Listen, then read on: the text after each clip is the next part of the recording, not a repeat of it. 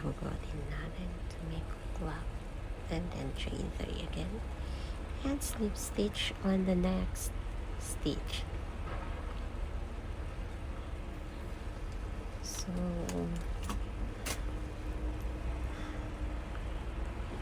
So we have 4 petals already. Yeah. So last 2.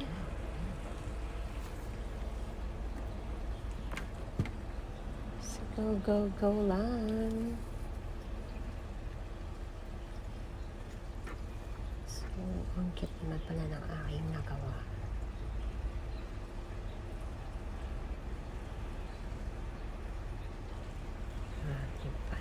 So the 5 petals already. 5 petals now.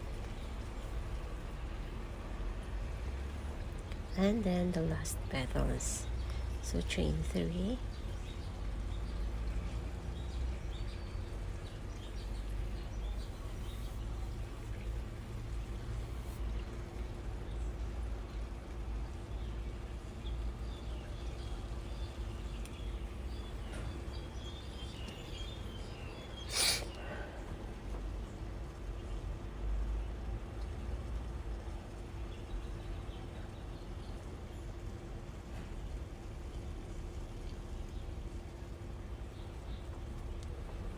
So again, this is our last petals. Super ganda pala nito, guys.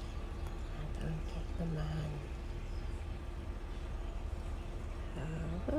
About to finish na.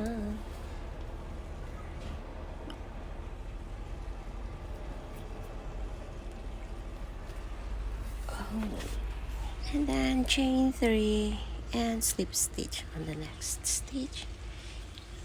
Diba? Tapos na ang aking flower puff. So ayan, so we have 6 petals, right? Yeah, so beautiful talaga. And then charan, nakagawa na ako ng 6 puff flowers, diba? I've made 6 already. So I want to make more of this. Yan, kulang pa pala ako ng color yellow. So need to buy color yellow first. So this is the yarn that I used. Diba?